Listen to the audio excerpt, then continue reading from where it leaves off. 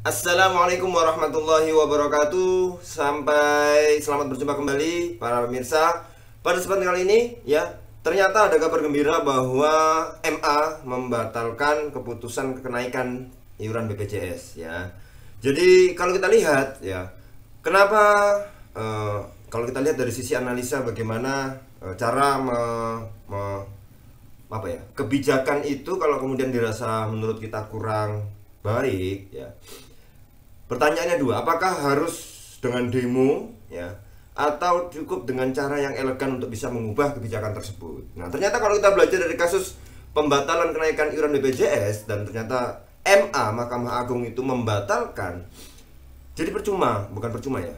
Orang boleh saja berdemo di jalan ya, untuk kemudian memprotes kenaikan iuran BPJS dan lain sebagainya. Ini contoh dan lain sebagainya misalnya, dengan demonstrasi di jalan. Tapi apakah itu benar-benar bisa berefek yang maksimal? Mungkin hanya untuk menggugah kesadaran. Tapi ternyata kalau melalui jalur hukum itu malah lebih ngefek. Itu malah lebih bisa membatalkan atau peraturan-peraturan yang dirasa tidak menguntungkan bagi masyarakat, bagi warga negara Indonesia. Nah, kita lihat.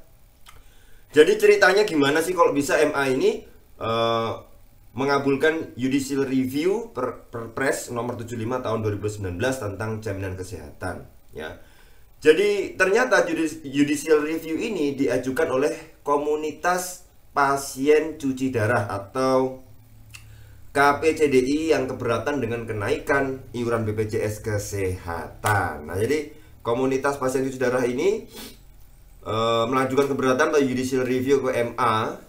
Kemudian dalam putusannya MA membatalkan kenaikan iuran BPJS yang sudah berlaku sejak 1 Januari 2020. Nah, di sini kita lihat bahwa dengan adanya judicial review ada proses hukum yang kemudian ini bisa membatalkan perundang-undangan tingkat Perpres ya. Sehingga ini bisa terjadi. Tapi kalau kita di jalan, apakah ini bisa terjadi? Ya. Mungkin hanya menggugah orang untuk bisa mengajukan judicial review. Ternyata orang aware, misalnya, oh iya ya, ini ternyata tidak menguntungkan, ini ternyata bermasalah. Nah, itu orang hanya sekedar tahu. Tapi ya betul-betul proses ya, bagaimana bisa membatalkan. Kalau kita belajar dari sini pembatalan iuran BPJS yang diketok oleh MA, maka kita bisa lihat bahwa melalui jalur hukum yang disediakan, jalur formal, legal, hukum, dan itu bisa kita lebih baik berjuang ya. Kalau memang ada peraturan-peraturan ya, ini lebih baik efeknya, lebih banyak efeknya dan ngefek itu kalau di jalur hukum perundang-undangan yang ada. Jadi keputusan siapapun itu tidak mutlak ya.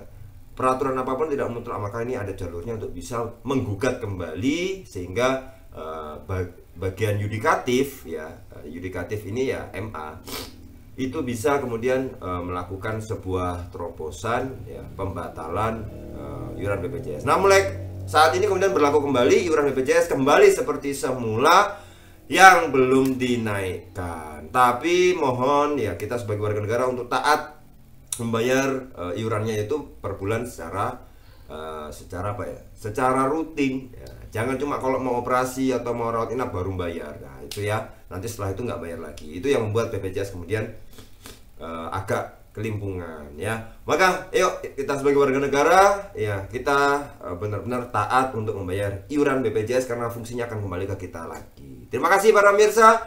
Menjadi cerdas adalah pilihan. Assalamualaikum warahmatullahi wabarakatuh.